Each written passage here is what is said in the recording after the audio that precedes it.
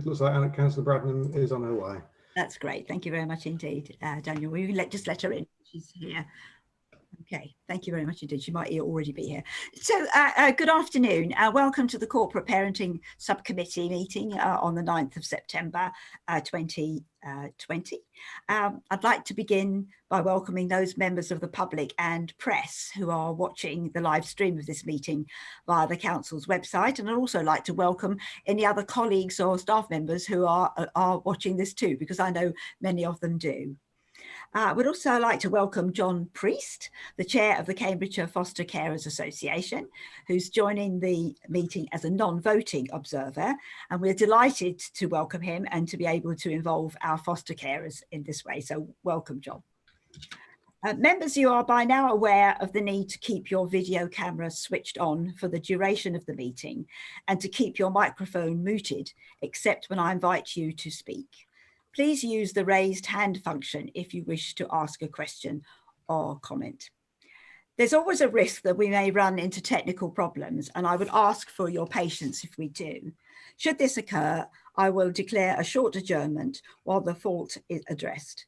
If it is not possible to resolve the problem, the meeting may need to be abandoned and reconvened at a later date. Please note that to facilitate discussion, I intend to waive the committee procedure rule limiting members' contributions to 5 minutes. I also propose to allow members to speak more than once on each item if appropriate. However, you should make sure that your contributions remain concise and to the point. Finally, I would remind members and officers that all virtual meetings will be recorded. So members, I will begin by calling the names of all the members of the committee to establish your presence. So if you could register that you're here. Now, I'm actually going to start with Councillor Bradnam. She's here. I am here. Thank you.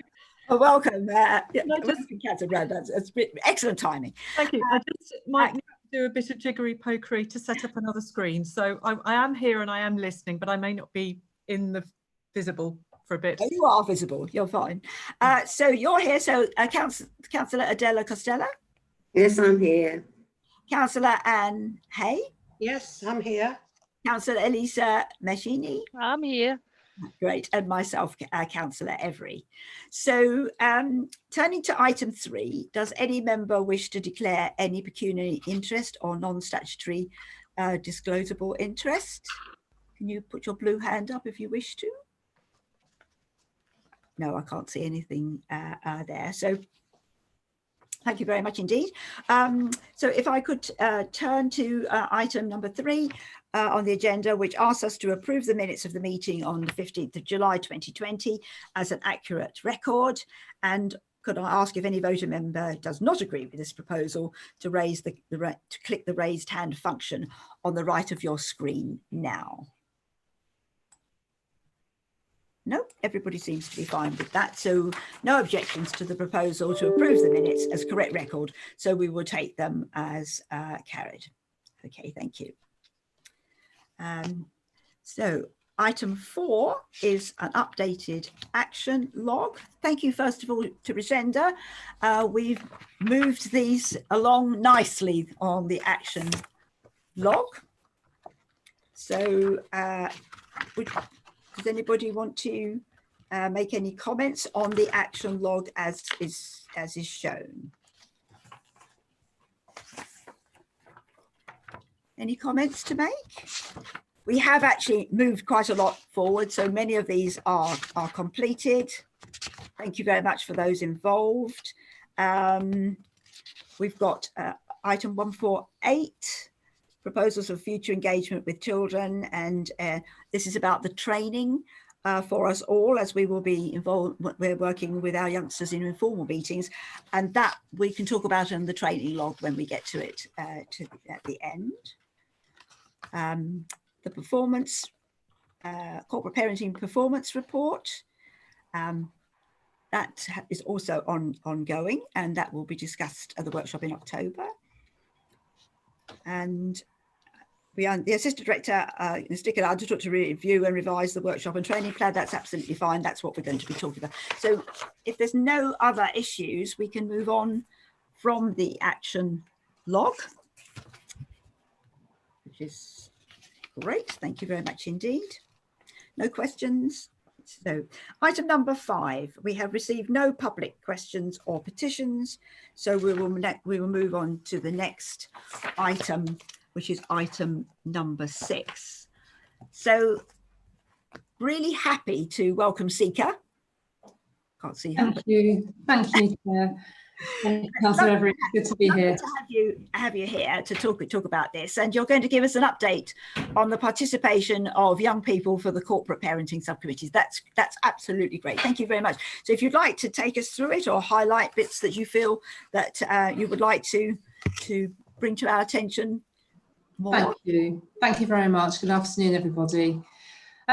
Yes, so despite COVID, we've been active. The young people have been active over the summer since our last meeting. Over July and August, our Children in Care Council have continued to meet in their little pods in the virtual space. Our Care Leavers group have been very active as well in that virtual space. As some of the restrictions lifted, we did explore with the young people opportunities for meeting face to face. That hasn't been possible to date, and over the course of this week we've been planning for face-to-face, and of course we've now had the news from the government, which is probably going to lay a lot of those plans, take us back into a virtual space. But you know, we're pressing on with every opportunity. So yeah, we have continued to meet. The Children in Care Council groups have met 3 times since the last committee meeting, and the Care Leavers group 6 times. And in Appendix 1, you can see an overview of the feedback, the sort of challenge and scrutiny and feedback that the young people have given. All of that information is detailed in Appendix 1, but it's also been furnished to our senior managers and senior officers for feedback to the young people. Young people have already had a lot of feedback from services as to how the services are taking forward those feedback and the sort of responses that they will be getting as to the impact on practice, policy, service delivery. So that loop is really well embedded now within the service, and the young people are really pleased that to get that feedback. It's been a real shift. We've also run a virtual summer activity programme during August using Zoom, and that was actually really successful. Lots of the young people, actually their carers, had holidays planned within England or sort of staycation days out with the reasonable weather that we've had over the August. But we had a sort of a core of 8 young people who came to those virtual activities on a daily basis, and we had really positive feedback from that. So we're going to replicate those virtual events, and the programme, the sort of detail of the programme is in Appendix 2. And we culminated all of that virtual activity over the course of, through COVID, with our newsletters. We ran lots of different competitions, and a lot of those were around art, photography, spoken word, creative writing and so on. And we decided to have a virtual exhibition, and some of you may have already tuned into the virtual exhibition. We have included the link, but it's on YouTube, and I'm delighted to say that to date we've had 159 hits on that exhibition, and some really amazing feedback from people who have seen it. I've been really touched by some of the sort of really thoughtful and expressive art that's on there. So if you haven't yet had a chance to have a look, I'd encourage you to do so. The link's included in the report. So the virtual summer activity programme was a success. The art exhibition's been a huge success, and we're going to build on that. We're speaking to the young people and the care leavers about how they want their programme to sort of develop and evolve in the COVID context. We also ran a couple of surveys. We asked children who have a social worker, so it's not just children in care and care leavers of PAs, but other children who have a social worker as well. How did we do over COVID? Sort of had some key questions around their contact with their workers, the frequency of contact, how they were able to be involved in their planning and reviews and planning meetings, how they were able to access their education, their experience of accessing education, learning, how their training and employment was impacted by COVID, and how well they were able to access their experience of accessing healthcare and health support. So had a really good response rate from our young people. We collated all of the statistical sort of findings, but also some really poignant, reflective comments, which were very insightful for us. And so that has senior managers and staff have been challenged with a summary of that feedback and the question of how can we identify and be more responsive to those young people who'd like to have more contact, for example. How do we ensure that PAs and social workers consistently share information about the impact of the pandemic? And obviously it's an ever-moving feast. We continue to provide useful information, child-friendly information through the newsletters, but it's how we do that as a whole service consistently. How we ensure that children and young people are able to engage and participate in a meaningful way in their planning and their care planning, and how we support young people to access services to meet their health, emotional well-being needs.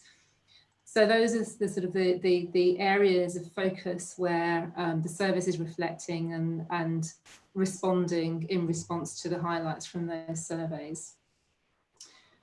And the final thing to highlight would be the interactive newsletters. As I say, they continue. We did a survey, they continue on a monthly basis, packed with information, interactive activities, and competitions to keep young people engaged. And we've had a launch, and we'll be having a follow-up launch to our children who are placed out of county to engage with the Children in Care Council and Care Leaver Forum through the virtual spaces. Those, I think, are the highlights, and I'm really happy to take any questions. Right, thank you very much, Sika. We've got a couple of questions already. So, Councillor Anna Bradnam. Anna. Right, thank you. I just wanted to say well done for all the engagement that you've done over the summer when it must have been so difficult. And I did look at the art exhibition. I just thought that was fantastic. Well done. It's just so many different sorts of contribution. I thought that was lovely, particularly like the one on the paper plate. And I'm glad to hear that you're being able to communicate with children who are out of county, because I think they must be feeling particularly bereft at the moment. I just was also really pleased that in the feedback, the young people were saying that they didn't want any change to the Children in Care Council. They were happy with how it was going at the moment. So that's really a good feedback for you, that you're doing what they need, which is really important. The one thing was there was a reference to loneliness and not being able to be in touch with their personal assistants so much. And I just wondered if you could give us some feedback on how you might be planning to address that. Thank you. Okay. So some of the young people who left those comments in relation to loneliness, isolation and wanting more contact did leave us their contact details, identified themselves to us. So we've been able to follow up with about 4 young people and their PAs, and we've actually seen evidence that that as a result of that and further consultation with those young people have been able to receive higher levels of support, whether that's through direct contact with their PAs or being connected with other young people or other agencies for support. So kind of a real unpicking of what their actual needs are and the greater responsiveness to their needs. So that was really, really helpful. And because of that thematic feedback, I don't know if Nicola, you can add to that what's actually happening in the teams around that support for care leavers and isolation. Yes, sorry, I've been on different platforms today, so I'm on mute and unmute buttons in different places. So good afternoon, everybody. Yes, so I think we have been very conscious, and I think nationally it's been reflected that lockdown and COVID generally has been very challenging, I think, particularly for care leavers. So it's one thing to be in a family environment context, even in out of area or residential. It's another thing to perhaps be on your own in accommodation and not be able to see people. So we have been trying very hard to maintain relationships with care leavers. I think a silver lining has actually been that some of our care leavers who perhaps had felt they were managing better without us, if I can put it like that, have actually come to realise that, you know, there are real benefits to their PAs and the local authority. So in some instances, we've actually been able to improve relationships. We are keeping a very close eye on it. We're very conscious, and I know we discussed, and it was on the action log, I think we discussed the last meeting, issues around NEET and things, and we're very conscious that for our care leaver population, employment and training opportunities are also being challenged through COVID, and that does lead to more potential for isolation and difficulty. So we are trying to keep a very close eye on that, and there is a specific working group that's looking at those areas to try and move things forward regardless of the current situation. But it is going to be difficult as things go up and down in terms of the autumn. I'm hoping things will settle a bit by half term. That's my fond wish. And we'll be in a better position, but obviously we are just going to need to see what happens, and we'll have to be led obviously by government and public health advice. But the more we can redevelop face-to-face things, we will, obviously. And I suppose the adjunct to that would simply be that there might be children who are equally lonely but who haven't said, and I'm just wondering, you know, how it's difficult to come alongside them, but perhaps there are ways of understanding that.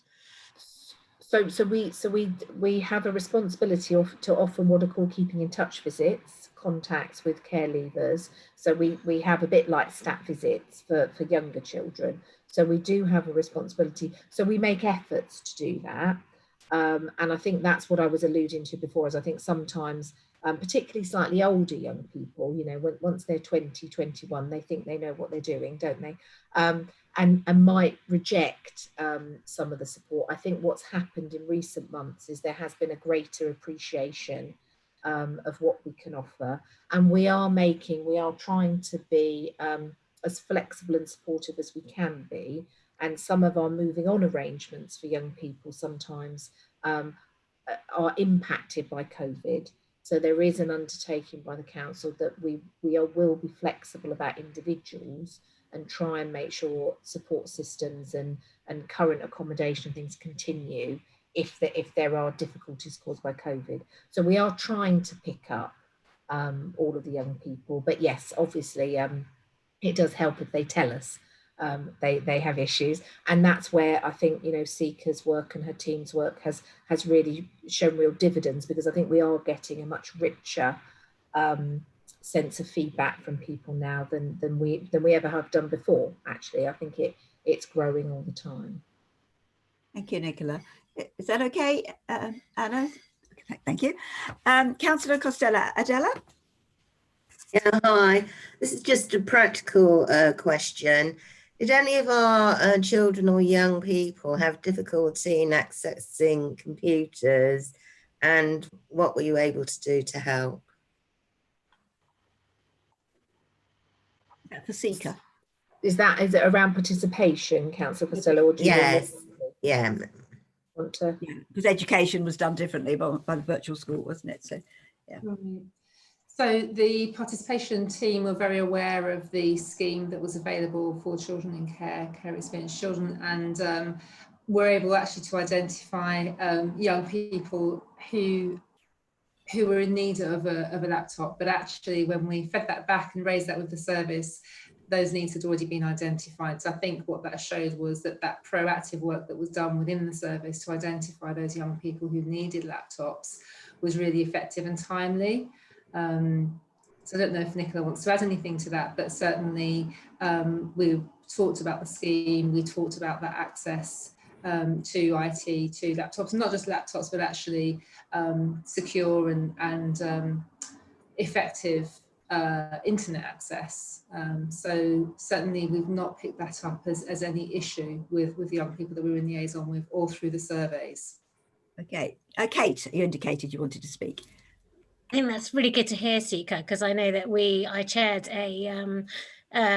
a work stream throughout the COVID where our Joe Gilbert, our lead officer for the local effort, was really in his own, and he did a lot of work around the laptops in particular. So we had a very proactive approach, working with individual grants that he was applying for, working with education, doing all sorts of different things to make sure that no children fell through a gap. So I'm like delighted that is the feedback, because you know, he really did work hard across Cambridge and Peterborough, ensuring that because we had, you know, several problems that of course we would maybe get a laptop, but then we couldn't have the dongle, or there wasn't the Wi-Fi in the semi-independent. So it really was triangulated in terms of picking up all the issues, because we know that it is so important for young people, particularly our care leavers who feel isolated, that, you know, they are given that opportunity. So I'm really pleased that was obviously a successful piece of work. So that was really good. And of course, I'd just like to echo what Nicola said, which some of our young people have reported increased access and support via their PAs, because we've been a lot more creative in our ability and our way to speak to our young people via social media, which is the vehicle that they most enjoy and feel most comfortable at. So though, of course, for us as a service, we want to get back to face-to-face visits as soon as possible. For a lot of young people, they actually really enjoy that. And I think there is another work stream looking at how we would do sort of a blended hybrid of response in order to keep young people, you know, seeing young people and how they want to see them, but in terms of us adhering to our statutory guidelines, so really sort of listening to what they're saying and what they want. Yes, I was going to actually ask that question about, you know, the blended approach, because there may be youngsters who wouldn't want to come to activities themselves, but would love to link up on IT and so on. So do you think you will have managed to make greater contact? Sika, you suggested that you had made a greater contact, perhaps because of the new style of contact than you might have done if they had to physically turn up at Gravelwater or whatever. We've been really impressed by how well the young people have engaged. I mean, we've virtually at every meeting of care leavers of Children Care Council, we've had a theme, a topic. They've had a visitor. We've looked at the sufficiency strategy, the passport to independence, the review process. And there's so many different topical questions that they've really engaged in well. And certainly Zoom, as we got our Zoom account, and that helped tremendously, and as the sort of functionality around Teams improved, that helped tremendously.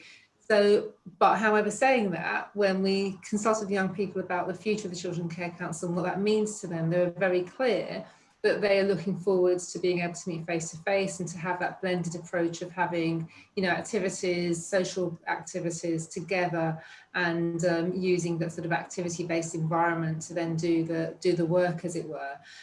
So I think going forward, it's going to be a blended approach, and I suspect what we'll have is sort of physical meetings with a link to people who can't physically attend but want to engage, and they kind of engage through a television screen, you know, linked to a laptop, and we'll have a mix of face-to-face and virtual and hybrid meetings. I think that's the direction of travel for the future.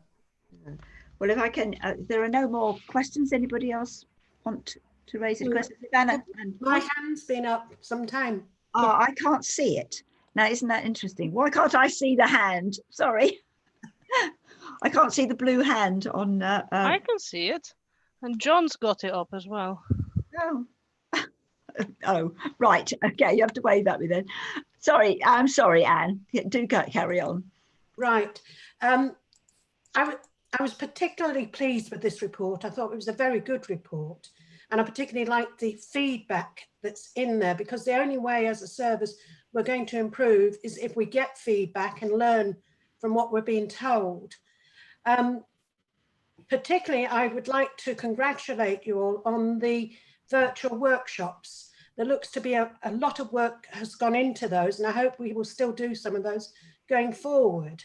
I do have a question, however, on the Appendix 1 on page 30, on the Mind of My Own.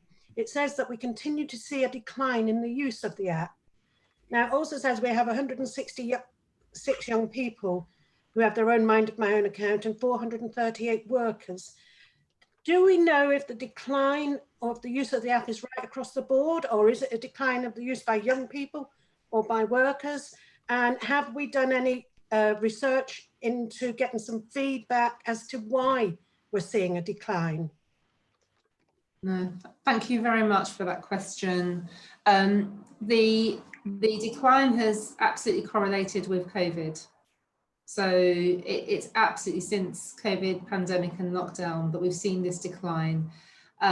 We've spoken to the young people about that, and they haven't been able to give us any insight, primarily because the young people that we're in liaison with tend to engage directly with their meetings and their reviews and so on. So they're not users of Mind of My Own. We've speculated that our audits are finding that the voice of the child has not declined, and that sort of direct work and contact with children has not declined, even when it's had to take place virtually because of COVID.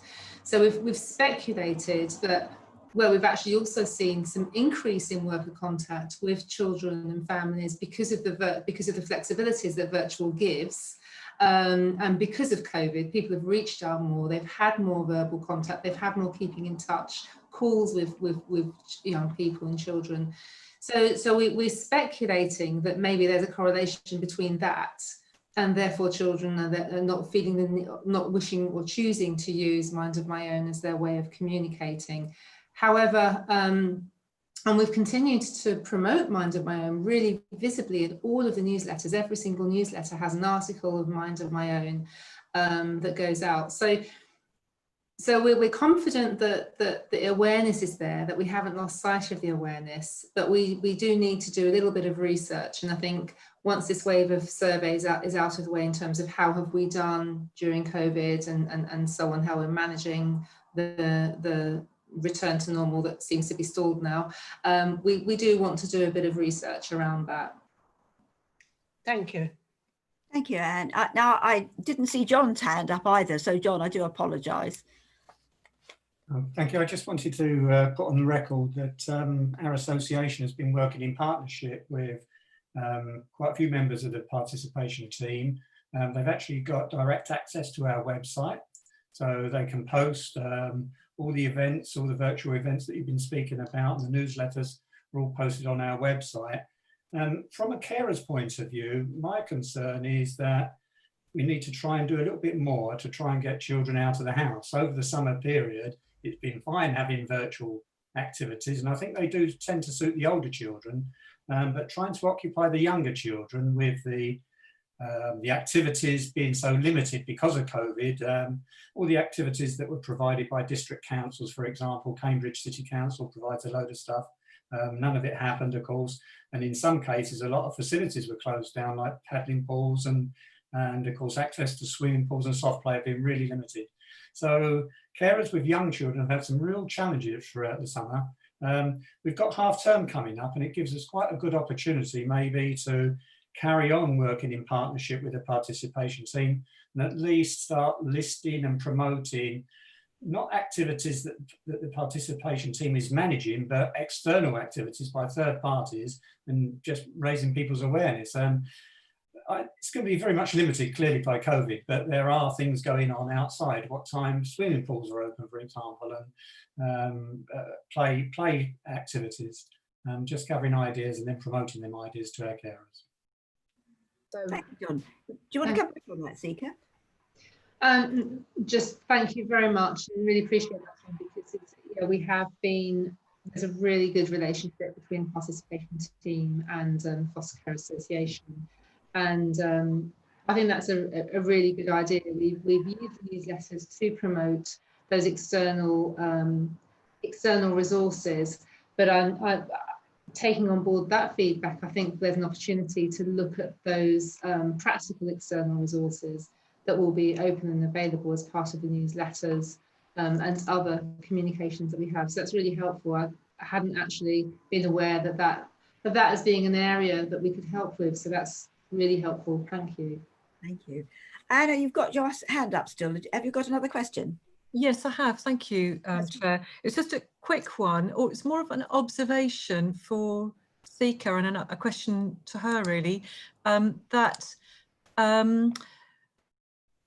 I heard on a different analysis of just on the radio about people taking part this was children in school taking part in activities, but also in other activities. And some of them were saying that they actually preferred taking part by video conferencing because they found, perhaps as we as counsellors have found, that actually it was easier to have their views heard in a video conferencing scenario because it's more measured, isn't it? There's a more formal turn taking, and so they had found some of the shyer children who didn't really want to express themselves in a big class of children actually found it easier to have their voice heard through video conferencing. And I just think that's quite interesting because it was children who were shy, didn't feel they could express themselves in a big group, didn't want to be looked at particularly.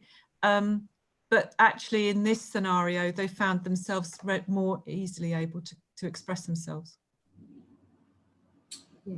Thank you, Anna. That's really good. Thank you very much indeed for that contribution. If there are no more, I have to go out and in again all the time to find out whether your blue hands are up. So do bear with me. If there are no more questions, doesn't look like it, then the recommendation for this item is to comment or provide feedback on the range of consultation events and activities of the participation service provide for children in care and care leavers. And I think we've achieved that. Thank you very much indeed. So we're going on to agenda item 7, which in the absence of Fiona, who's on well-deserved holiday at the moment, Kate is going to present this report, and obviously John will be with us as well. But I just wanted to remind you about what the recommendation is on this particular one, because it's not just a notice. We're being asked to consider how foster carers through the association can contribute to the 3 thematic formal subcommittee meetings, health, education and placement. And I don't want you to miss that's what we're looking at as well as we listen to the report, because you're going to have to come up with some ideas as well. So, so I'll pass you over to Kate and John. Kate's doing it and John's. Well, actually, Liz, I was wondering, Councillor, if it would be okay if I actually introduced John, because I thought actually what you'd prefer is to hear from him.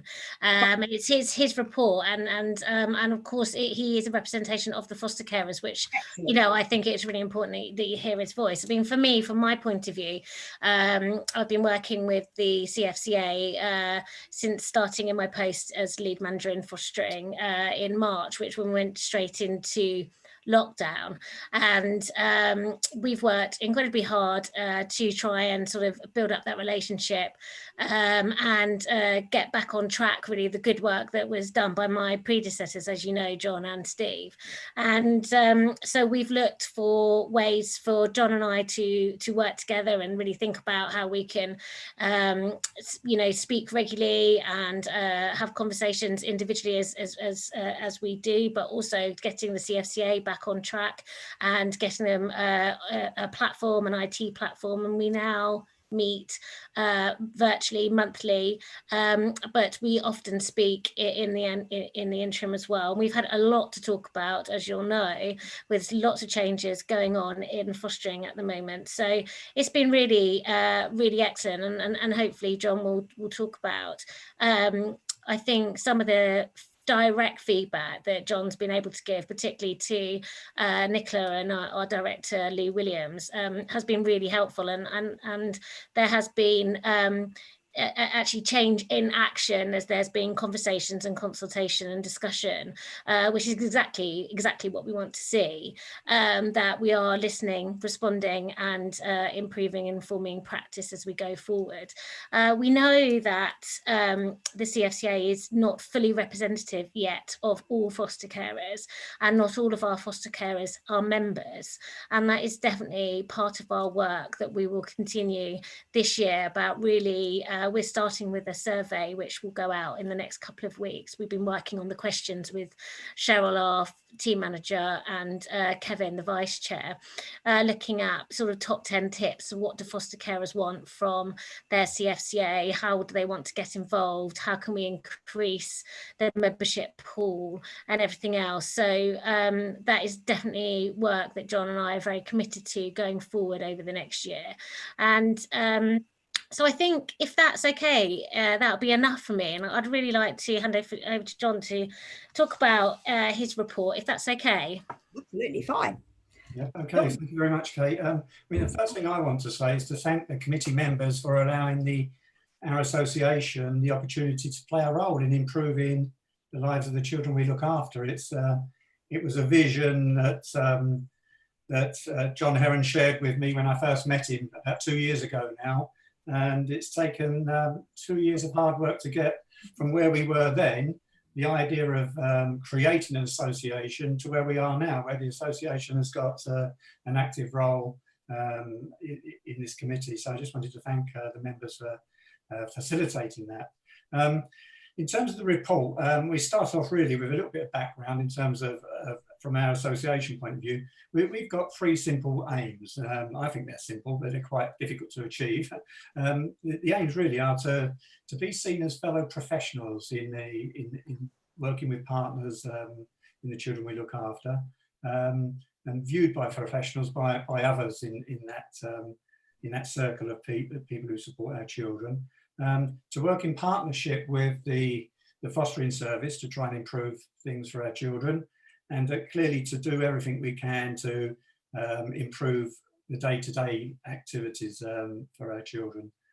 In terms of going through the report, the first thing I looked at and detailed in the report was some recent examples of the kind of things we've been doing together.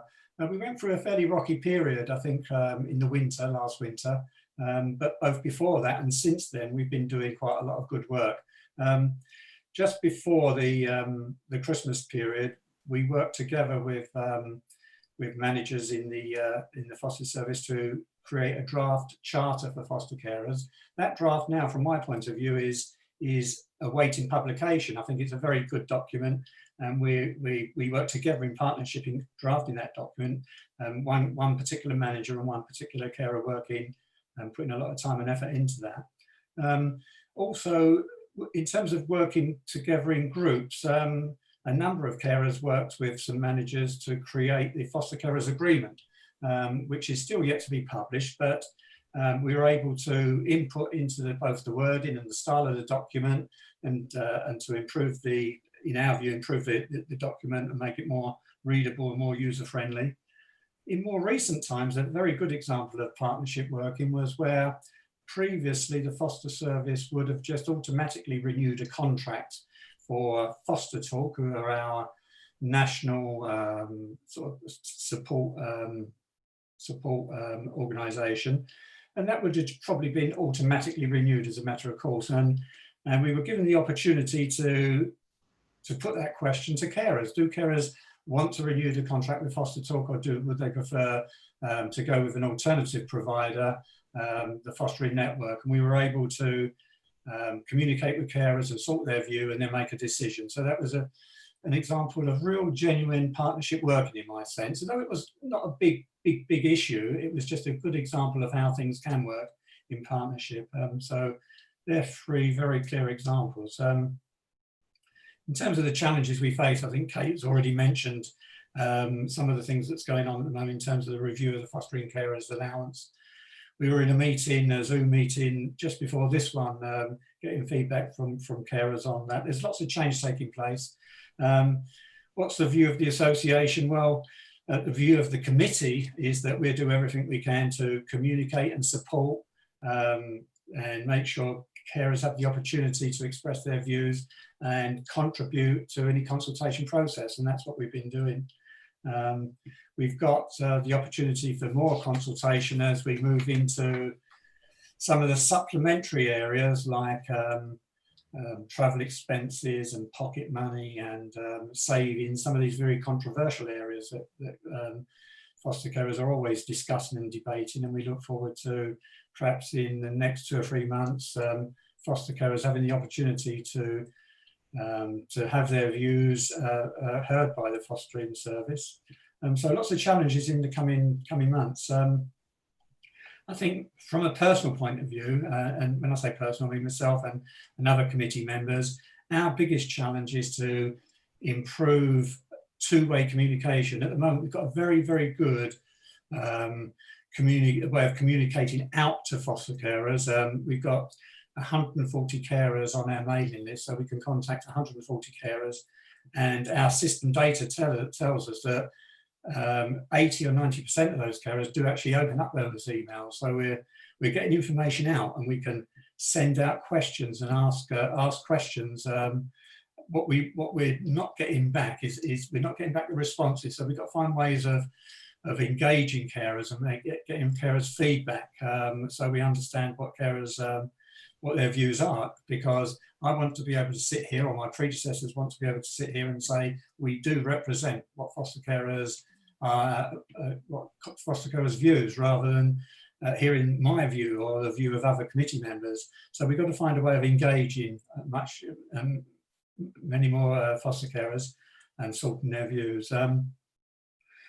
That process is starting. I think as with COVID, as some opportunities, as I said earlier on, some opportunities close down.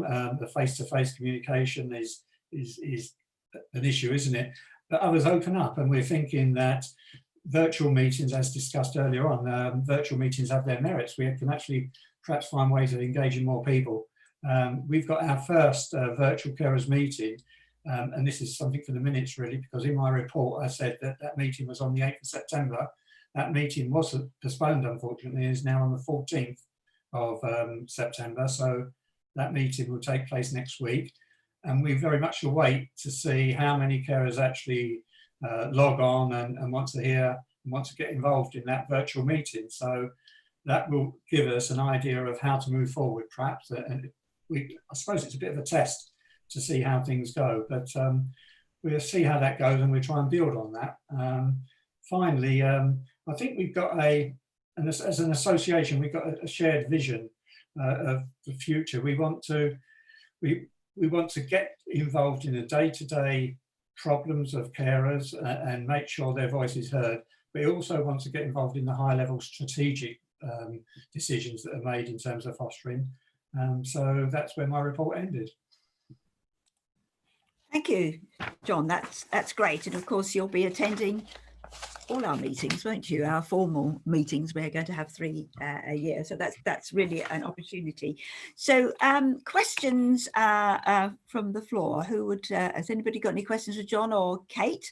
At the moment I can't see any, but has anybody got any questions? What I would like to say, you must have done a really good job there, because there are. I think if I may congratulate you for your persistence as well, because you're right. It's an interesting path that we had getting you here, sitting at the back of a room when we were in Shire Hall, to actually sitting at home now contributing. So that's really good. And the relationship between yourselves and the subcommittee, we don't do policy here. We are sort of based more operational, but of course we have our mother committee is the Children and Young People's Committee. So that's what we feed into, and they're the ones that make the strategic decisions. And I think it's useful just to remind the fact that our formal meetings are going to have 3 themes: health, education and placement. And your contribution to those is really, really important. And so how you said you wanted to think about how you could contribute and make that contribution, and obviously we will put things on the agenda, but both members and John and Kate, how do you think that can be better formed? Yeah. Is that John? It's John, isn't it? Yes. I think I've already noted that on the 13th of January, the theme for that meeting is education. So what I can do and what we can do as a committee is put out through our various communication channels the opportunity for carers to raise any issues that they might have on that theme, on the education theme. So I can start collecting, if you like, a list of issues that are concerning carers and present that perhaps prior to the meeting in some way, in terms of in terms of the report that I've got to write, you know. So I consult the view of carers on education on that theme. Any experiences, any issues around their relationship with the virtual school, the process, which has changed last year, as we all know, and see what carers think. We've also got the opportunity to put out surveys should anyone have any questions. If councillors have any questions that they want us to promote and raise with carers, we're in a position where we can do that. Kate. Yes, I'm so very sorry to interrupt. I'm going to have to go now. But thank you so much for this amazing first part of the meeting, and I'll catch up on the second. Yes, well, make sure thank you so much. Yes, thank you. Bye. Thank you. Bye. Kate. I was going to say, Tony, our comms manager, also supports any communication that we send out or that the CFCA send out, so that we obviously ensure, because we communicate with all of our foster carers, supported living providers, link carers, you know, absolutely everybody. So Tony comes to the meetings with the CFCA, so we can send anything out to everybody else, or, you know, just make sure that it is included everyone. So I just want you to be confident and sure that we are actually, you know, always communicating with everyone. I think it's important that we as a service and also as a committee endorse the CFCA as our opportunity to speak with our foster carers, because I think it's really important for them that they have that, but also just to ensure that it is inclusive. And I can see Nicola's wants to add to my comments as well. So Nicola, and Anne's had her hand up as well. So Nicola. Okay, sorry, I'm doing a real hand because I have no hands at all. I'm afraid. I think we just put our hands up, it's easier. I have to keep going in and out to find the blue hands. But thank you. Yes, and I'm just adding in. I think that what we will have is the informal meetings as well. So I think what we can try and do perhaps is and it might take a few goes to get this completely right, but I think we can be trying to look at the children, young people giving us feedback in the informal meetings and discussions about the topic area, and we can perhaps pick up some of the themes from that and then go back to the Foster Care Association or the broader children in care and see if we can try and pull some themes together and have some areas that then we can bring back to committee to discuss. So I think we might need to, you know, I can see the timing probably is going to be a challenge with that, but we can have a go at that and hopefully we'll improve as we go along. But I think it's a really good opportunity to hone in. It's very helpful, I think, for the committee to hear what foster carers are doing and thinking about things generally.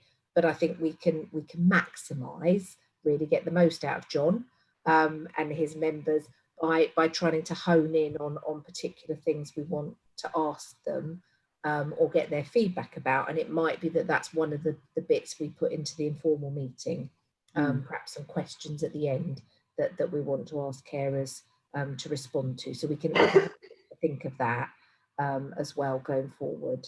Yes, I was just thinking that we've got Claire, of course, here, who's the head of the virtual school, and just the process of if the foster carers raise these issues, obviously they want to be well in advance. So if you were able to respond to them, you would need to have time to do that. So we did need to have some synergy in that, rather than just sort of them coming at you, because obviously you've got a report that you'll present. So I think we need to work that out outside this meeting, what works best, and I'll leave it to our professionals to do that if I may, if they will, you know, work with me on that would be great.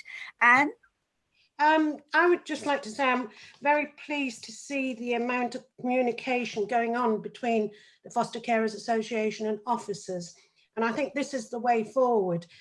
Being able to give foster carers a real chance to input into the way the service is running I think is a good thing. In the past, we've had problems attracting and retaining foster carers. And I think with this approach, where they know they're valued and their views are valued, it is going to encourage more people to seriously take up the offer of becoming foster parents. Right, thank you, Anne. It's a very, very valid point. Any more? Kate, did you want to come back on that? No? Any more? No?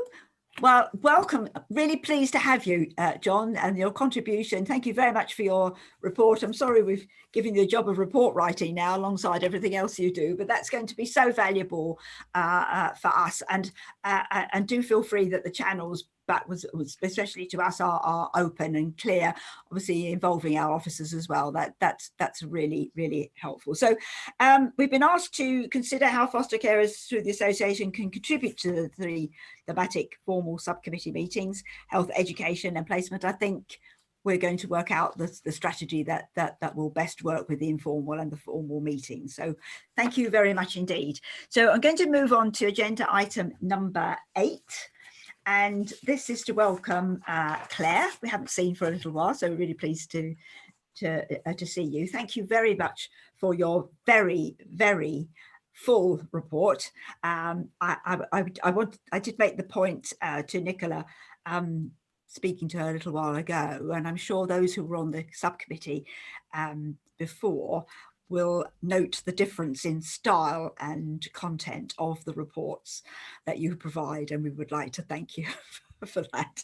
So if you'd like to introduce your report, which is absolutely excellent, and also thank you for your glossary of terms.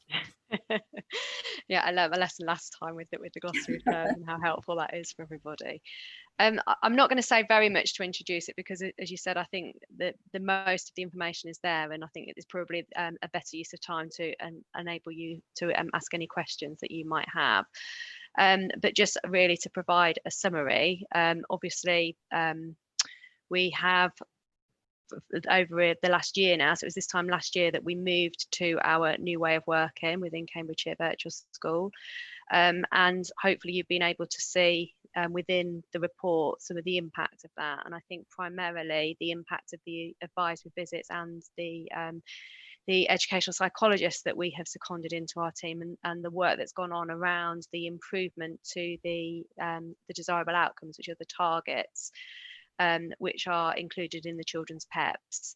And I think that you know, so over this last year, moving to these advisory visits, the idea of that was that we could be more proactive with the work within schools, so that we weren't reacting to what was going on so much for individual children and situations, but that we were able to really empower our designated teachers in school to understand about their role and to fulfill that role within the best way possible to enable our children then to make the very best progress that they can.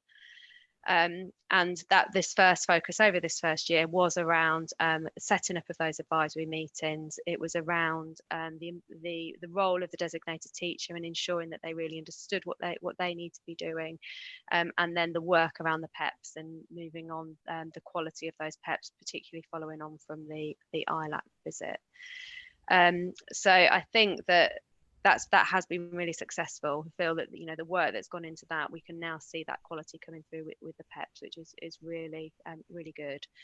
I think some of the other focuses that we've had around them really trying to improve the quality of the data that we've got, and hopefully you can see that coming through from the reports, and I'm hoping that year on year that's going to continue to improve. And I think that having that data has enabled us to do things like to be able to pinpoint, you know, where our next steps need to be with things like the improvement of attendance of social workers at PEPs, the improvement of the social care section of the PEP being developed. And we've now, because we've been able to pinpoint that, because we've then been able to work in partnership with our colleagues in social care, we've been able to put together a working group and look at the best way forward. And we have a clear plan in place over this next year really to try and impact on that area now. So I think, you know, it feels like this year has been very much about building those relationships with our schools and with colleagues in social care and with the local authority and beyond the local authority, to really begin to impact on that work within PEPs, and to really sort of embed this new model so that we can really look to sort of move forward over the next year. In terms of the attainment and the progress data that's included within the report, I think that, you know, we've reported obviously on the validated data, which is a year out of date. Yeah. And obviously it doesn't reflect the full cohort of children that we support. So it looks at those children that have been in care for more than a year. And I think that moving forward, our real priority is to, which we have got, but it's to tighten the data, that term on term data. So when our designated teachers are completing the PEP, we are asking them to include each term the progress that the child's making. And we really, over this next year, we need to have a big focus on making sure that that data is in there. And then the intention is that we can really work with our designated teachers in the way that we have around the desirable outcomes, that we really want to work with our designated teachers to look at one, making sure that that data is there so that we can use it to track how our children are doing term on term, and that then means that we're reacting in real time rather than looking back at data that's a year out of date, where it's not necessarily the children that are still in that, you know, in the year groups, and but we can really use that data to inform what's happening for the children in real time, and it means that we can really offer that that challenge to our designated teachers, where we could be saying, you know, well, if you know the child's achieved this over this last term, you know, so what realistically can we expect for them, and being aspirational for our children, and making sure that they're then targeting the right support for the children and using the Pupil Premium Plus really effectively to try and help the children to maximise progress. I think that's probably enough of a summary, and then I open to questions. Okay, I think Adela, you had your blue hand up, and then Anna. Yeah, sorry. It's just a question about the exam results, because there was all this mixed up, and I just wondered how that affected the children at that time. So in terms of obviously the data reported in here, it's the previous year, so that's not accounted for in here, and it will be very interesting looking at what we report and how we report next year, because obviously we will have the GCSE results and the A-level results, but in terms of things like Key Stage 2 data and Key Stage 1 data, we won't have it in quite the same format that we have had in previous years. In terms of our children and people that have sat their GCSEs and A-levels, what we've been doing over the last week is that we have been we've obviously over the summer we're collecting the results as they came in, so we've got the full results for all of our children that sat or that didn't sit them, but were graded this year, and what we're in the process of doing is comparing that to the data within the PEPs, looking at what children what schools were saying that our children and young people should be achieving, you know, what their predicted grades were. And then what we will be doing is with very quickly, it's our priority, it's what we've been starting to work on, is making contact with any of those children or young people where it looks as if it might be helpful for them to actually sit the exam, and looking at how we can support them with that by putting in additional tuition and support them, as any parent would be for their child in that situation, to enable them to have the very best chance when it comes to the GCSE exams that they can sit in the autumn term. Yeah, so that's our approach. Does that answer your question? Yeah, can I just extend that a little bit? Yeah. Because this is a changing world, and we don't really know what next year's going to bring. So is there anything that you can be doing now over the next few months? Because let's face it, it's only going to be a few months for some of them, to ensure that they do get a result that meets what they should be achieving. Yeah. So obviously what I've spoken about is our children that would have sat the GCSEs or A levels in the summer term, and what we're going to do for those children over this autumn term. In terms of children, our cohorts of children, so our advisory teacher team are over these first few weeks making contact with schools and just checking how children are settling and how they're doing. Obviously, that's the priority first of all, that we know that it's, it's massive, everything that's gone on, the impact that have had. And so just in terms of the return to school, how that's going, whether children are settled, any support that's needed around that. So that's what they're in the process of doing. In terms of support for sort of catch up, so there is schools have been given funding by governments for all children, and primarily it's for disadvantaged groups of children to be able to put in place additional tuition, etc., to support children. They can have up to 75% of that paid by the government, and schools need to put in place the other 25%. Well, we will be putting in place that 25% using the Pupil Premium Plus. Obviously, through this autumn term PEP, we will also be looking at how the child or young person is settled, and we will be looking at the outcomes that schools are setting around that for the child, and looking at what needs to be happening.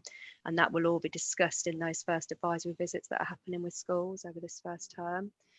So, and we have those things. The other thing that we have is, in addition to our advisory teacher team, part of the way that we're using our educational psychologist currently is to support everybody involved with the child with any issues that are coming in terms of school recovery. So both in terms of attendance, but also in terms of engagement and in terms of supporting progress and things in school. So we have our educational psychologist, and she's working in collaboration with the clinicians within social care and within the Send 0 to 25 service, where they also have educational psychologists. And what they've done is they've set up an education support line, and that's available to foster carers should they have any queries or need any support around re-engaging the children with the education. It's available to social workers, it's available to designated teachers in school, and we have also widened that so that it's also available for children who were previously in care, so adopted, special guardianship orders and child arrangement orders as well. So that's another aspect that we are offering. Gosh, that's a heavy workload. Nicola, did you want to come in on that before I go to Anna? Yes, so sorry, just to add on a little bit, there is also obviously a responsibility of the social workers of children in care. So just say to Claire, and I think one of the areas where there's a clear development need for the wider services around the PEPs. So a PEP is only as good as the contribution that people make to it, and then it is easier to hold schools to account in terms of what they are and aren't delivering for our young people. So I think what Claire's talked to you about is we want to use the PEPs to be able, because we're very conscious that a lot of this data is a whole year behind, and there's nothing Claire can do about that. That's how it gets validated. But if we're going to look at, and particularly in the current climate, we're going to be able to look in more real time at what's happening for our children. We can only do that through looking at the goals in the PEPs, the targets in the PEPs. So we do need social workers to engage in those, and also foster carers, while I've got John here. So we will be doing some work around trying to make those a richer document that then we're able to look at what needs the child or young person may have, whether those are educational, emotional, social, what they are, to try and help make up what we recognise is, and we need to be realistic, I'm afraid, is a significant gap now. I think all children, I would say, personally have really suffered through the lockdown period, and our children, young people start from a more difficult position. So they're going to be doubly affected, but we will do our best to try and catch up and identify needs as we go along. Yeah. Okay, so I'll go to Anna and then to John. There we are. Thank you. A couple of things. I know the data's out of date, but I'm still really worried about the performance at Key Stage 1. That's on page 11 of your report. Yeah. You don't seem to be doing very well compared to other children in care nationally. And I know that's probably what Claire is, you know, really concentrating on to try and improve, but just be interesting to hear how you're hoping to address that. That's the Key Stage 1 expected standard or greater depth. I mean, I think the first thing to note within it is that the cohort is very small, so it is 14 children. Yes. So each child equates to 7%. So you're absolutely right. It's definitely it's our biggest area of concern, and everybody within our team is very aware of that, and will be obviously we will be scrutinising the data within the PEPs for all children, but this is the cohort of children that we're very, very aware of and need to be mindful of moving forward. And what we will obviously be wanting to see is that when we're looking at their Key Stage 2 data, that we're really seeing the progress that the children have made between Key Stage 1 and 2. And to enable that to happen, that's why we need that term-on-term data where we're scrutinising it for each child. I mean, obviously, you know, these 14 children that we have now, or that we had at this point, that have been in care for a year or more, by the time they get to Key Stage 2, it won't necessarily be 14 children, and it won't necessarily be these same children. Our cohorts are so fluid, but for all of our children, regardless of whether they've been in care for more than a year, regardless whether they'll come into this data, what we will be doing is term on term really looking at the data, the progress that the children are making, how what the outcomes were set for the children for that term, what has been actioned, what's happened to enable that child to make progress, how the pupil premium plus has been used. So it will be largely through holding the school to account and working with the schools and the designated teacher to look at what they can be put in place and how they can be supporting that. We will be looking at enrichment that we can offer as a virtual school, but we have learned from, and well, one, we've learned from our own experience, but two, from talking with other virtual schools, you know, because we could do something like, we could say, okay, so for this cohort of children, we're going to look at putting something in, you know, some tuition from the virtual school for them, you know, as a group of students. But what we found, we have tried that before, and what we found from that is that that's not necessarily the best way to do it, because what it doesn't do is give the school ownership. So sort of doing it to them rather than them thinking about what that child needs. We're not the ones working with the child day in, day out, and therefore if we take the child away from their class teacher to do something with a tutor online, that tutor is not going to be as well placed as their class teacher to be able to support it, and their school to support it. So our view, and from, you know, talking with other virtual schools and things as well, is that actually the very best way of doing it is to be providing the funding to the schools to enable them to put in place what they feel is the very best for the child, but working with the school to do it, and the school having ownership of it. Because we also know, and all of the evidence base around like what works for children is where it's, you know, if it's a bolt-on activity rather than it being embedded within the whole learning and the whole practice of what's going on in the classroom, that's when it's least effective. You know, if they go out of the classroom, they do something with someone else in isolation, they come back in, it doesn't have the impact. So that's our approach, that's what we're planning on doing.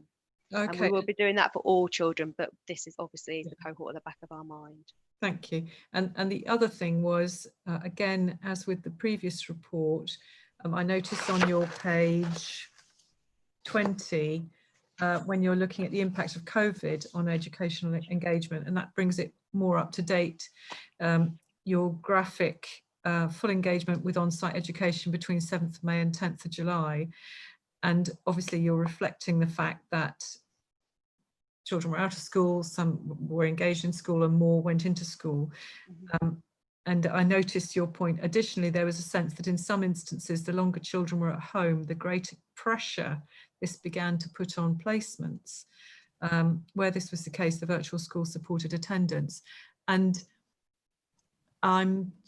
you know, I guess that's the same for all parents, isn't it? Having the children around was quite hard work, especially if you were trying to work at the same time. And so for any family, that's going to be difficult. So I'm very glad that you were able to do that. And I just wanted to say thank you very much. And also down at the bottom, we've got the comment, one DT wrote to the virtual school saying, thank you for creating such a helpful COVID-19 summer term PEP. I think you're the only local authority we've worked with who has done this, and it is designed for the current situation. It's very helpful. So good for you for being absolutely on point with stuff that people really needed at the time. And I guess we just have to keep in touch with those children who might be the most likely to disengage when they're not at school. Probably the same with children who aren't in care, but it's especially important for ours. So no real question, but just a sort of general concern, I suppose, really. Oh, thank you. And John. Yes, I really wanted to follow up that point from Councillor Bradman. On page 19 about the number of children who actually attended school when we were in lockdown, you could see from the graph that it improved as we moved from the spring term to the summer term. I'm not sure whether I got my numbers right, but I've tried to work out what the percentage was of children who were actually in school. And I mean, am I right, Claire, in saying it looks like 33% were actually in school and 60%? Towards the end, I mean, it obviously it varied. So to begin with, I think we had about 11% of children in school right at the very beginning, which compared with other local authorities, certainly within the eastern region, they were saying it was. I think I'd start off by saying I'm thinking back to that period of time. There was probably a few weeks of uncertainty where carers actually didn't know that whether their child was entitled, their child they look after was entitled to be in school or not. But I was just wondering, what were the reasons why? Was there reasons around children not taking up the placement opportunities? I know some schools didn't actually open in the spring term, whether that was an issue. And I guess, I don't know for sure, but I guess there was probably pressure in families where birth children were at home and where carers would have preferred to keep children they look after in that same group in terms of homeschooling. Nicola, you wanted to just pop in there. You're muted. Sorry, I was unmuted and then I muted myself again. Sorry, everybody. I think that's John. I just think probably that's one for me more than Claire, to be fair. So I'll pick that one up. I think just to it feels like it was a long time ago, I think, but just to remind everybody, there was very clear government guidance about which children should and shouldn't be in school during lockdown. But some of it came out in a slightly unhelpful way, if I can put it like that. So schools were open, actually almost all schools, I have to say. I think education colleagues and John particularly did a fantastic job in supporting schools across Cambridgeshire and Peterborough to be open almost completely. There were some individual schools which weren't open because the numbers of children were so small that were going to go, but they were only meant to be open for key workers and vulnerable children. So that is what the clear directive from government was. Now I led with Tony Bailey, who is the assistant director for SEND. We did a big piece of work around what did that mean in terms of vulnerable children, because in theory it could mean everyone that the local authority knows, or would we narrow that down a bit? And there was some very clear guidance again from government that children in care, essentially, if they could be at home, they should, or in their placements, they should be in their placements if that was possible. We did have very clear criteria around if children were really struggling, or we felt it was in their best interest to be in school, or if possibly there were multiple children in placement and actually it was incredibly difficult to manage and would help if children were in school, or placements on the verge of breakdown. We certainly encourage children to be in school in that instance to try and support carers with very challenging circumstances. But that actually was quite a small number of children in care. Much higher percentage of our child protection population, for example, were in school. So we did monitor that, and we did go back to the boards, and Claire contributed to who she thought and the virtual school thought should or shouldn't be in education. But we completely recognise, and I think we are very anxious now as a local authority, and I'm sure the committee is as well, that we make up that gap. I don't think we can. I don't think we're have got any way of saying anything other than that it was very challenging, and it wasn't helpful for our children and young people any more than it was for anybody else's, and it put a lot of strain and pressure on foster carers. So we recognise that. We did also have, the only other component that we took into account was just where we had people who were shielding, and we did have significant minority of carers who were in the older age range or did have underlying conditions, and we were also trying to protect those households a bit. So it, you know, there were a combination of factors involved there, but so it was actually very carefully thought through who was in school and who wasn't. I just wanted to be clear about that.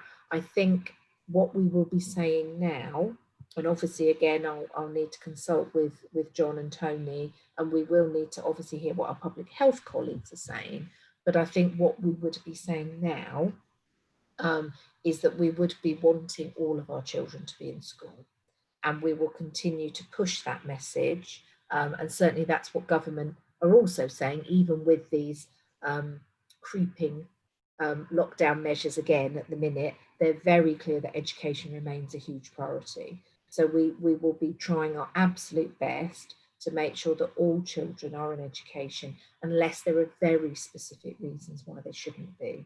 So hopefully that's clear, but I just wanted to, it wasn't about education issues, it was very much about individual children's needs at the time. Okay. Yeah, and just to say as well that, you know, the schools were very, very supportive, and really did work with us wherever we had a child that did need to come into school. They were very, very supportive of working with us to make that work. Right. Any more questions? No. Okay, that's brilliant. I just wanted to say thank you, Claire, because being at the launch training session when you told all your designated teachers what their role was going to be, and you were going to take away their some of their money, which went down really well actually at the time. It's interesting to listen to you that period of time on, to see how that's actually worked and how successful that appears to be.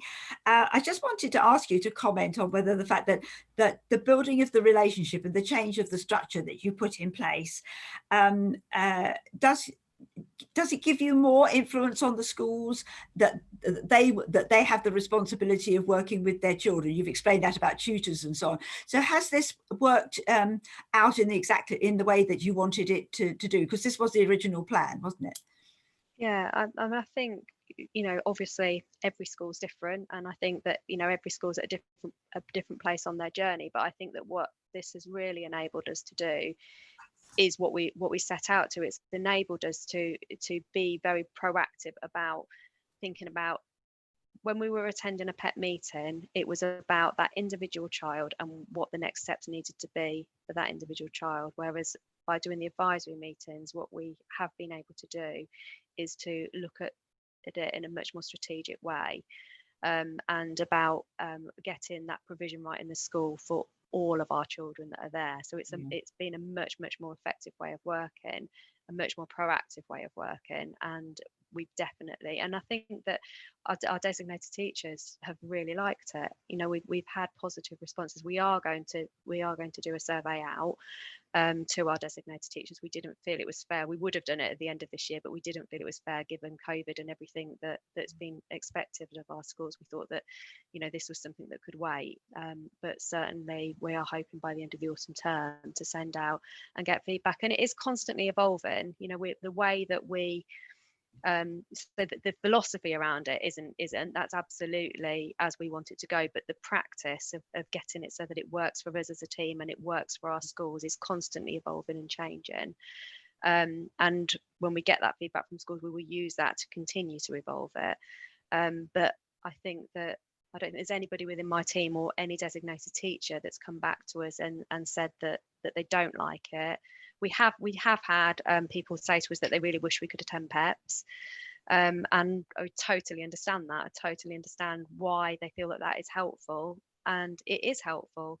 But if we do that, that's all we can do, and that isn't what has the impact for our children. So I think, you know, it's as Nicola was saying, it's about continuing to work with everybody involved, with the, you know, and really empowering the designated teachers, really empowering our carers, really empowering our social workers, so that the challenge is there within the meetings, and that it's the way that it needs to be, so that the child can do the best they can. And obviously we're still providing that challenge through the advisory visit, but also through the quality assurance process of the PEPs. Do you feel it gives you, dare I say, a little bit more teeth with the schools in the nicest possible way, that you're, because you have a different influence now, don't you, than perhaps you had when you were attending PEPs and so on? Yeah, I mean, I think where needed, obviously we have strongly challenged, but we have it has been about building the relationship and about working in partnership.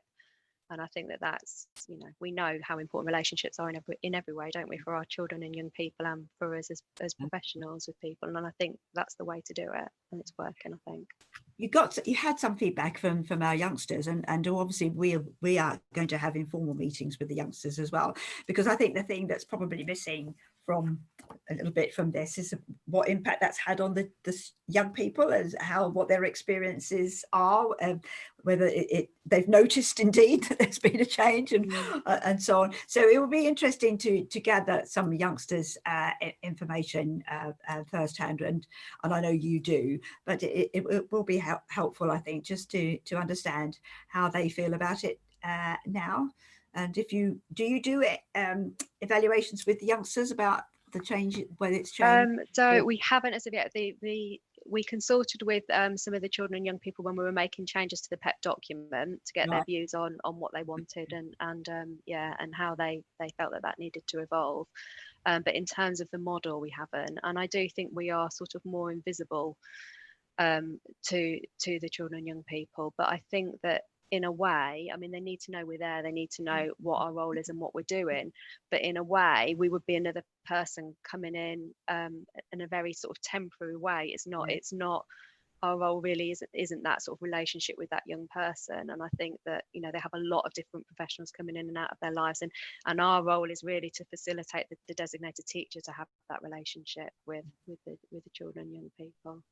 That's great. Thank you very much indeed. And we've been asked to note and comment on the report, offering support and challenge as necessary. So I hope you feel, Claire, that we've offered you support and challenge in the best possible way. It's really, really useful. And thank you again. And I know that Anna will be so pleased that you've put numbers of children as well as percentages, because that's always been a good point of her. So thank you very much. And actually, we'll see you in January, when you will have all those results, validated results. So the best of luck over the next. Yeah, it'd be the invalidated data. Yes. So best of luck over the next term, and we'll see you in the new year. So thank you very much indeed. So we go on to the agenda item number 9, and this is to approve the draft annual report, which details key council business for 2019-20 in relation to children in care and young people leaving care for submission to the Children and Young People's Committee in October.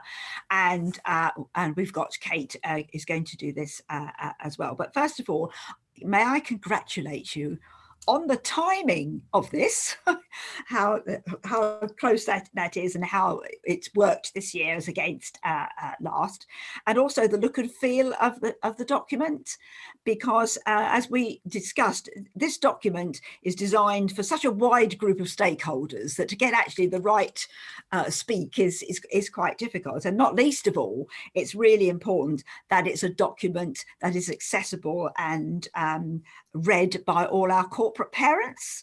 This is really key, and we will make sure that they all get a copy of this, because this is the school report, isn't it, virtually, that they would have as parents of their own children. And just something which we've started to look at, I just wanted to mention that I've arranged for our own district council, and I'm working with the community safety partnership boards to ensure that a young group of vulnerable youngsters, because some of them are very young, do become a cohort that is looked at or kept on board with the community safety partnership boards, so that in districts there is a knowledge and understanding of the youngsters that they have working closely with the housing departments, because that's obviously where the housing is in terms of our children in care. So this is just something we're looking at East Cams. I'd like to discuss that with Anna, because I think South Cams would be quite interested, and also we have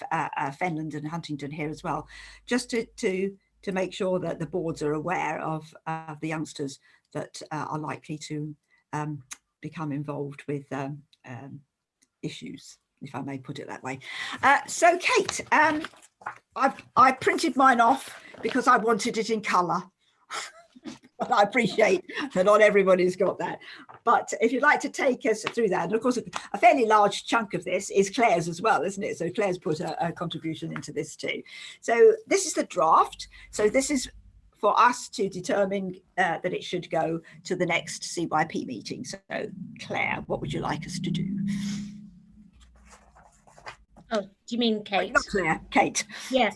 Hello. So, I mean, I know Fiona's disappointed not to be here, because I have to. I unfortunately can't take the credit for her work. You know, this is Fiona's report, and her second report of this sort of format. And I think she's starting to get into the swing of it a little bit. And you'll note that it's an overarching report of the whole service within corporate parenting, and that Claire and Sika have already done like a really sort of detailed report on their services, and of course John has already spoken for the CFCA. So I'm mindful, exactly as Claire presented hers, that you guys will have read this report and no doubt have questions. So I'm thinking of just giving a sort of really overarching sort of quick summary, but also I will be asking Nicola to support me, as I'm very much in the fostering mindset at the moment. So it might be that I don't know all the details of any questions that you might be asking. So it's a bit of a shared presentation, if that's okay. Right. So you'll know that we've had a busy year. We have had a lot of work going on. We had an Ofsted inspection in January, which I can hardly remember. Actually, it feels like so long ago, with everything that's happened since March, since we've been in this sort of COVID space. So I think it sort of feels like before COVID, during COVID, and after COVID, if that's what it is, and maybe we're obviously still in it. Liz, Councillor Avery, you did a lovely introduction when you've talked about this sort of the purpose of the report and the purpose of the subcommittee, and how we as a service report into this subcommittee. And as you're all aware of the changes that are now underfoot, which I have to say I think are very positive in terms of the subcommittee going forward and how we'll be working from September onwards. And our Ofsted visit, as I said, feels so long ago, but it was a really positive experience. It wasn't a graded a visit, as we had our one the year before, but it gave us some really good feedback on what we're doing well and what we need to improve. And there's some real positives in that. I think with that, we've also very much developed what we're looking at with you, and we're looking at the sort of the main targets, which are actually, I'm looking at Fiona's report, which used to be being and feeling safe, being healthy, leading a healthy lifestyle, achieving stability and performance, preparing for adulthood, and hearing the voice of the young children. And that was last year. And this year we're focusing more on sort of the three areas, aren't we, which is health, education and placement. So it's sort of becoming a lot more focused. I'm sure Nicola will want to talk about this more. We have had the introduction of family safeguarding in the children in the front door and the front part of our service, and that has made a real impact on the number of children in care and the number of children that we look after, which is incredibly positive. So our numbers of children are going down.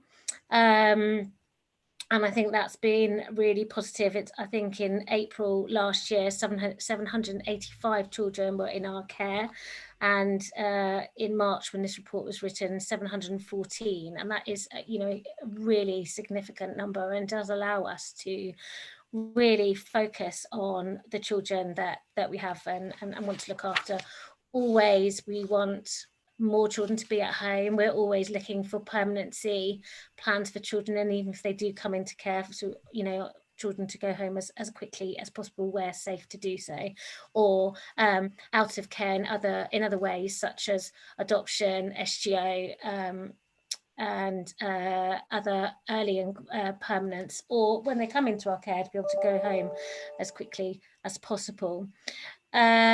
We have had a rise in the numbers of children coming into our care from unaccompanied children, and those children and young people seeking asylum. And you know, over the summer months, that is quite typical, and it is certainly a pattern that we have seen over the years in terms of potentially it's easier to access. I say easy, it's absolutely not easy, but you know, but maybe attempts are more successful in terms of getting into the UK. So we often see a trend in the summer of that increasing. I don't know if you want me to go through all the different graphs. I mean, there are our care leaving population continues to increase. We know that that's going to happen because you know, we had a significant amount of children and they get older. So obviously we will, just by age, that will increase. And as a response to that, we've really increased the capacity in the service, not only PAs alongside the children and care teams, but also the capacity within the care leaving service, and also with the development of the specialist posts, Joe Gilbert being a real success, I think, for our local offer, and delighted to say that is now a permanent post. And then also we have specialist advisors, Phil Turton for our homelessness post, and also Rebecca working alongside our children and young people in terms of education, employment and training needs. I know these demographics are really important for us and incredibly important for you. Unfortunately, we've not been able to evidence that our children have increased in terms of our attainment, which we'll get to later in the report, but it might be that there's quite a few factors for that, not least, but not to excuse, is our implementation of liquid logic. And I think we are certainly reporting in a different way, and there will be some areas where there might be an indicator, but certainly for education placement and training, you know, there'll be different factors that we are working on. A key indicator for our performance is children to be and feel safe. And a key indicator for this is a percentage of our children in care receiving regular visits from their social worker. As I just said, we moved into a new case management system in January, and our performance actually is getting better in terms of our visits, and particularly COVID, we've had a real success there. And I suppose, you know, you could say that some of that is because our social workers are at home and able to, and have less, you know, some of our children care service social workers can drive up to 500 miles a week, as well as fitting in seeing children, responding to crisis and then recording. So I think particularly for our service that is an issue. I think sometimes in the safeguarding teams they may be able to fit 4 visits in a day possibly, whereas for us it might take 2 days for 1 visit. So it, you know, it is a real stretch on time and ability. I think the incidence regarding missing children has come down in this report, which is positive. Again, we all know that, you know, sometimes we see seasonal trends in terms of missing as well. And I think lockdown did help us in terms of our missing. But we had a very good response and reaction to that in terms of pockets of children that we were particularly worried about, particularly in our 16, 17-year age group, where we work very much with our partners in terms of the police and youth offending teams to support young people to be able to sort of keep in with the restrictions, which was really helpful. In terms of being safe, feeling safe, Ofsted told us in February that we had our decisions that children should come into care are appropriate and are appropriately escalated to court. Most children in care have social workers who regularly visit and build meaningful relationships, that we are able to invest and recruit staff to Cambridgeshire, and that every child who goes missing is offered a return home interview is obviously a really important factor for us, because we want to know and need to know why did children go missing and what happened to them when they were missing. Areas development are pre-birth planning, increased focus by workers and carers on helping children understand their family history. And I know this has always been an issue for us about how we've been able to evidence the life story work that we actually do with our children. And if you speak to our social workers, they will know why the child's journey and why children in care, and they will talk about things that they do with the children to help them understand that. And one of the problems that we've had is about making sure that we're recording that and making sure that that is evidence. And I think Sika said earlier that through our audits, we are hearing the voice of the child a lot, very clearly in our recording, which is a real success. And we've also had 3 permanency workers attached to the children in care team who have been really successful in the backlog of life story work, which we've had for such a long time, and we're really on top of that now. So I think that's been a real success. And I'd say stability in teams, and we continue to ebb and flow in terms of how we're able to manage areas of such a big Cambridgeshire. There's always pockets. We sort everything out in the south and then in the north, so it sort of goes a bit like that. But I think overall we are pretty stable. Can you tell us which page you're sort of referring to? If you're I'm just going through my reports. I always have the wrong page to my. I'm looking at being and feeling safe. Ofsted told us in February. Yeah, we've got both page numbers, Kate. So mine's page 15. Right, okay, we've got that as well. So we've got 15. Yeah. Okay. No, we've got your numbers. There's quite a lot of the report to go. I was just wondering if that's good. Yeah. Well, I'm happy to stop and you to talk. It's difficult to know what you want me to say. Yes. And as I said, a lot of the stuff is already being covered with the other speakers. So what you've just covered, just what we haven't elsewhere. Yeah. We've got the fostering, and we've got the education bit, which is. That's right. So that's really it, really, in terms of what we're doing. In terms of fostering, has been a really good. We've been really successful and continue to be more successful in our recruitment of in-house foster carers. And now I've lost my page. Page 20. But so I think. Yeah, I think possibly, Kate, I'm a little bit conscious of time, and I think we want to give this at the end of the day. I think what this is members' report that's going to go to CYP. Yeah. So we do need to give you a chance to say we don't like this bit, we do like that bit. Yeah. So if we perhaps pause there, but thank you. And then obviously, Councillor Every, I don't know if members have questions, because I can't see the hands. I can't see the hand. Well, I'm doing my best to see the hands. Now, first of all, can I just say thanks, Kate, for doing this on behalf of Fiona while she's away. I very much appreciate it. It's not easy to produce to talk to somebody else's report, and you did it really well. Thank you. Yeah. And if you could pass on to Fiona how grateful for the fact that she's actually produced this. That would be absolutely. Members, what you will have all read it. I liked the format. I like the fact that it says quite carefully what our strengths and development areas are, and so on. I think that for thinking of the stakeholders who read this, i.e. the members, I think the layout is good. Are there any issues that you bear in mind? We have to approve this draft today to go forward. So it's really what you would like to say. If there are any areas that you feel should be amended. Yes, Anna. I think it's an excellent report. I think it's a very nice, accessible format. But I just wondered if Fiona might be minded to put.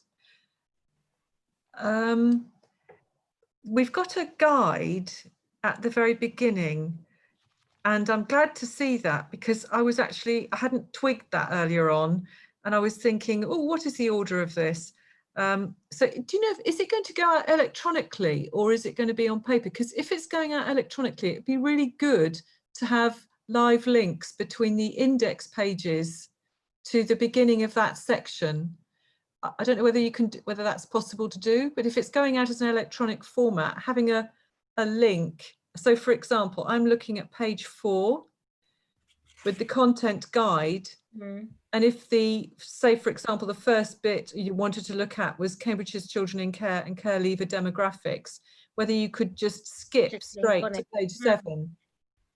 Rashenda, I think that's something perhaps you could help. That's a sort of IT issue. So I'm sure we can manage that. Yeah, that's not going to be. That's really good. Thank you. Anything else anybody wanted to say? Now's your chance. No. And I just, perhaps if we look at it from the perspective that if this arrived on your colleague's desk and has nothing to do with children in care specifically, other than knowing that they are a corporate parent, how does it read in a way that tells them exactly what is happening and has happened? I personally think it does, but I would just be very okay. So the other thing is that if we just take an example of a beginning of I think the chapter headings ought to be a little bit clearer. So if we just go to that page 4 with the contents page, you see it says being and feeling safe starts at page 15. Yeah. And if you go to page 15, it's not really obvious that that's a new, it just has a yellow bar at the top, being and feeling safe, quite small writing. And all I would say is I think that if that's a new section, might be helpful if that was, and you know, that heading was enlarged as a new section so that people can see each section starting. But otherwise, I think it's great. And the content, I think, is good. I think the graphics are helpful and they express what we need to see, and the text is helpful. So no, I think it's great. Anne, and I'll ask each of you that are here. Anne, are you okay with this? I think that was a nod. Adela? Yeah, the only thing, I hate to be pernickety, but the only thing I think is that someone needs to go through it and sort out the typo errors. I mean, even on page 4 that Anna was talking about, you have children in care without a capital C, but you have care leavers with a capital C. And then with page 10, and I've noticed others, I'm not going to list them all, but on page 10 it should say who are our, but it's who are instead of our. It's just simple things like that. I know when I'm reading things, they tend to grate. I'm sorry. Yes, yeah. What you do is you're marking, aren't you? Yes. So I think, I mean, what this is obviously is a draft, and you know, a lot of effort's gone into trying to make the graphics look right and things. But I think what we wanted, obviously, you know, there may have been amendments that all of you wanted. So what we'll do is we'll scoop up all of the comments. I think formatting is clearly Councillor Bradnam's area of secret expertise, because I think yes. you gave us feedback on the performance report as well. So we'll take that away. We will take up Rashenda's very kind offer, because that was the bit I was a bit scared about, was how we're going to do links. So if Rashenda knows, that's fab. And we will obviously go back through and double check typos and things. I think Fiona was going. Can you get somebody else to proofread it? somebody Yes. else who hasn't read it before, because Which gender's otherwise going you'll through see this? all the things that you think Yes. you put in, when in fact you know, it's just the way with proofreading. You need somebody different to proofread it. Absolutely. And what I was going to say is, obviously Fiona was trying to get this finished on time and was going on leave, and she's put, you know, she has looked at it very, very closely now. So absolutely, we need somebody to just stand back from it and just say, is it clear? Is it right? You know, are there these little errors that we can sort? So I'm very happy to take that away. I think it's whether there's anything substantive that because it is your report ultimately that we're taking forward. So it's whether there's anything. Sorry? I don't think, Nicola, that there is anything. I haven't heard anything. I think because it's our report, I suppose we're being. No, I'm absolutely fine. I completely agree. Anything actually, but we're very proud of the work you all do here, and because you're all ours, we feel, you know, the children and the staff, they're all ours, and so this is a really good report. Will you thank Fiona for? I know she was doing it up to the last minute before she went away, so and she's done it really quick, because this, remember, guys, this time last year we waited a year for this report, so this timing is fantastic. If you could play with the layout and check the space. Yeah, sorry, just one other thing. When it goes to CYP. Yes, just one other thing on the presentation.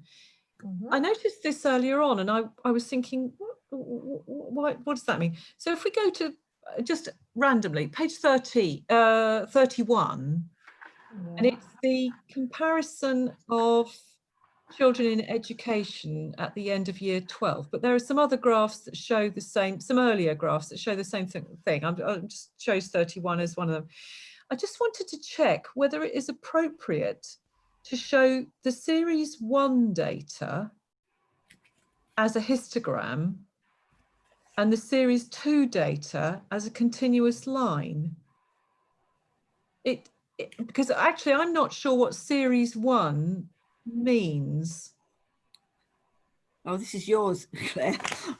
So I just wonder if they're two similar sorts of data, then they either ought to both be histograms or both lines, it seems to me, unless I'm misunderstanding what series 1 and series 2 are.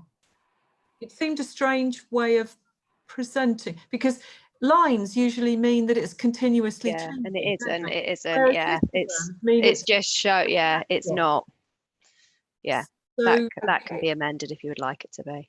And to be clear, I mean, I'm not sure which is the best way, but it's just, it seems a little bit. Yeah, no, fair, absolutely fair enough. So we'll get Claire to, so we'll have another look. What we'll do is we will indeed take somebody else who hasn't done them and put it together and just go through it and make sure it does make sense, because I completely take Councillor Every's point, which is that this is kind of trying to engage other corporate members who perhaps don't have the level of knowledge and understanding that you all do about the subject matter, and this is our opportunity to sort of grab their attention, isn't it? So we want it to be as sharp and as clear as possible. Sorry, and the point was that on those graphs we need to know what series 1 and series 2 mean.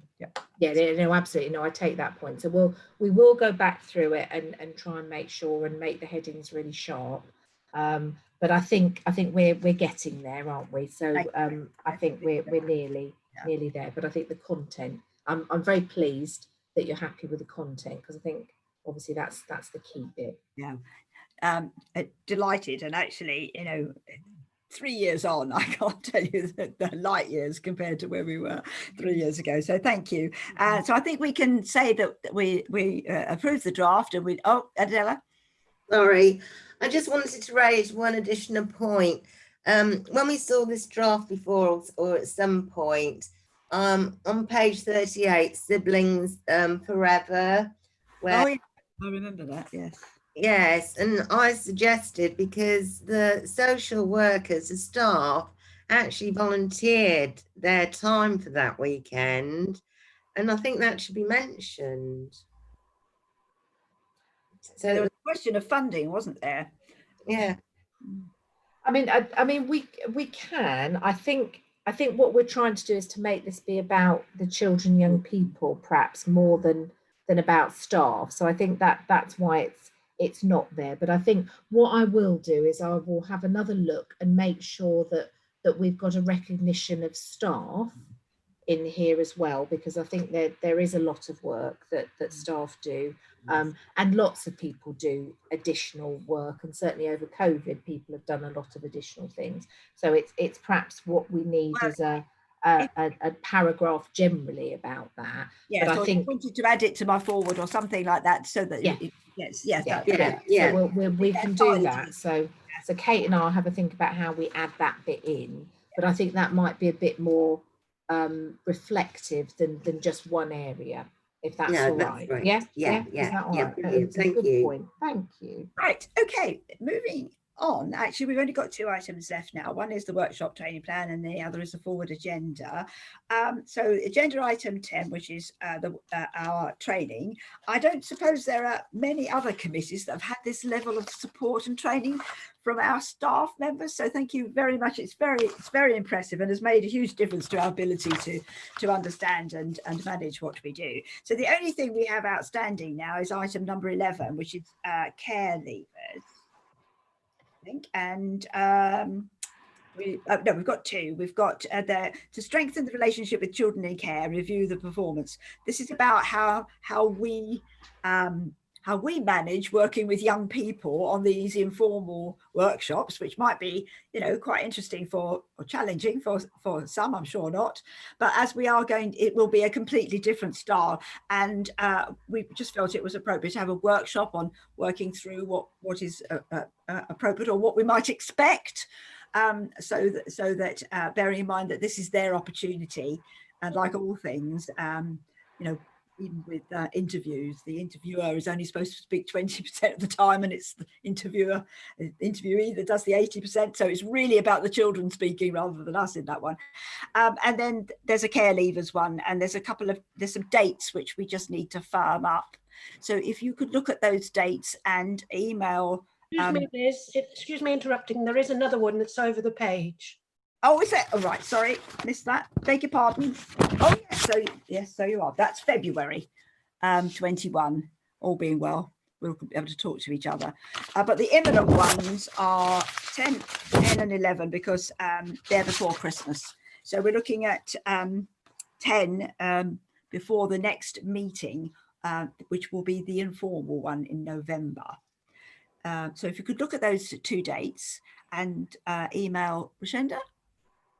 Okay, your preferences. We try to do it 4 to 6 so that it's a convenient time for members and staff. We don't want staff staying late unnecessarily. So if you could do that, that would be really, really helpful.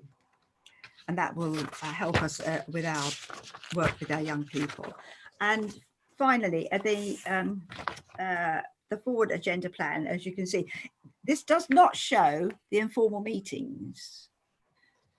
So I wondered about that, because these are the 3 formal meetings for the year with the agenda items on, which of course is standard practice. But we do have 2 dates in the diary, which are the informal meetings, I believe, which is the 18th of November and the 24th of March. Is that right? I think it's right. But we don't have anything on them. Nicola. So shall I? So I think what we've done, and I'll take advice from Rashenda, because I know it will it'll change slightly. So Rashenda is going to very kindly support me with the first informal meeting. I think we've agreed, but then it won't be Rashenda doing that and the normal administrative support. So we'll look at how we do that. But yes, absolutely. What we can do is put back in the once we've got, I think at the time we were looking at this, we haven't quite got it all sorted. So we'll put in the informal dates, and then the linked, they sort of help them become quite straightforward for themselves, because once we've decided what order we're doing the 3 areas in, then they just follow those, and we will have a case study in each one. So we can hopefully talk to you all about this at the workshop. We'll have a case study in each one, and it will be quite quite clear what the format is. It just will change depending on what possibly children and young people are telling us they would like to have in those informal meetings as well. But it will have a clear sort of rough agenda to it. But I will get those put back in, and we can have them. Hopefully what I'll do is I'll bring it to the meeting, the workshop, and we can look through them there. Will that work? Yes, that will work. And I'm sure we're all really delighted that we're going to be doing this, but a little apprehensive how it's going to work. So we look forward to the training, because I'm sure that will give us confidence in helping this process along. I think it's an incredibly exciting approach, and I'm really looking forward to it. And I hope the young people just feel as good about it as we do after we've done the meetings. So so that brings us to the end of the meeting. I'd like to thank you all, not only for coming to the meeting and presenting your reports, it's really great, but also for the work that you still are doing on COVID and working extra harder. We appreciate that, and just hope that or wish that your next few months are peaceful and you all stay well. To be really, really careful, and don't work too hard. We appreciate the time that you give to our youngsters, and in order to ensure that they have good experiences, and we thank you for that. Thank you. Thank you. Thank you, Liz. Bye. Good night.